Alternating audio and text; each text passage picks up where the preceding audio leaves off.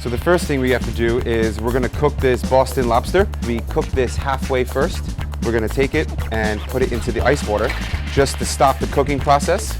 So today we're gonna be taking these peaches and plums, and I'm just gonna make segments with the peach and the plum first, and we're gonna caramelize them with a little bit of sugar. So what we're gonna do now is take some of these baby bok choy leaves, and we're gonna dip them in a tempura batter. Now we're just gonna keep these in the hot oil for about 20 to 30 seconds and get them nice and crispy. So we're gonna be making the XO emulsion for the lobster dish today. First thing we start off with is the XO sauce, just a touch of cream. After that, I take a lobster reduction, get a more intense lobster flavor. Just a touch of chicken stock to thin it out.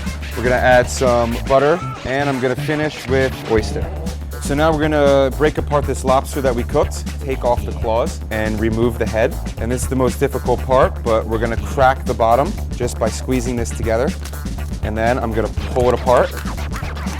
And that way, we remove the entire whole tail of the lobster. So now I'm gonna take the lobster tail, and I'm gonna finish cooking it in a butter sauce. After that, plate all the elements of the dish. Now I'm adding the caramelized peach, caramelized pears.